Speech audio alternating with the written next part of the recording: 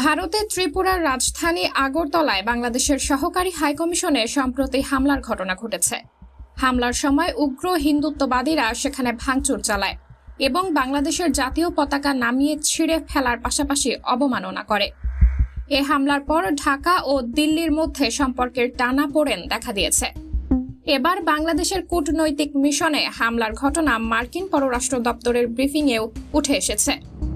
মার্কিন পররাষ্ট্র দপ্তরের মুখপাত্র ম্যাথিউ মিলার জানিয়েছেন তার সরকারের মতামত। মঙ্গলবার 10 ডিসেম্বর মার্কিন পররাষ্ট্র দপ্তরের ব্রিফিংয়ে এ বিষয়ে প্রশ্ন করা হয়।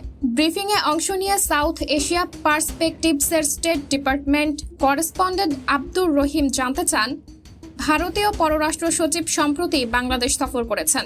ভারত ও বাংলাদেশ উভয়েই সম্প্রতি ভারতের অভ্যন্তরে বাংলাদেশি কূটনৈতিক মিশনের ওপর সহিংস হামলার ঘটনায় উদ্বেগ প্রকাশ করেছে।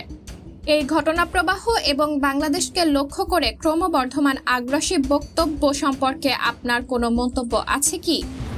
জবাবে মার্কিন পররাষ্ট্র দপ্তরের মুখপাত্র ম্যাথিউ মিলার বলেন, যুক্তরাষ্ট্র আশা করে বাংলাদেশ ও ভারত শান্তিপূর্ণভাবে তাদের মধ্যকার বিবাদমান মতপার্থক্য দূর করবে।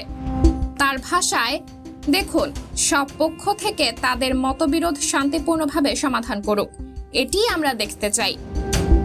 মার্কিন পররাষ্ট্র দপ্তরের উর্দু ও হিন্দি ভাষী মুখপাত্র মার্গারেট ম্যাকলিওয়েডের ব্রিফিংয়ে বলা হয়, অন্তর্বর্তী সরকারের প্রধান উপদেষ্টা ডক্টর মোহাম্মদ ইউনুস বাংলাদেশের সংখ্যালঘু, বিশেষত হিন্দুদের প্রতি সহিংসতার বিষয়টি নিয়ে ভারতের সংবাদ মাধ্যমের খবরকে বারবার অতিরঞ্জিত বলে আসছেন। এরই মধ্যে বিষয়টি আবারও মার্কিন পররাষ্ট্র দপ্তরের আলোচনায় উঠে এসেছে। এ বিষয়ে বাংলাদেশ থেকে পাওয়া খবরের ব্যাপারে দপ্তরের পক্ষ থেকে আবারও গভীর উদ্বেগ জানানো হয়েছে। জবাবে তিনি বলেন, আমরা বিষয়টি গভীরভাবে পর্যবেক্ষণ করছি। আমরা আশা করছি অঞ্চলের প্রতিটি ব্যক্তি তাদের ধর্ম ও বিশ্বাস অনুযায়ী জীবনযাপন করতে পারবে। সাবরিনা জলিল, সবার কথা।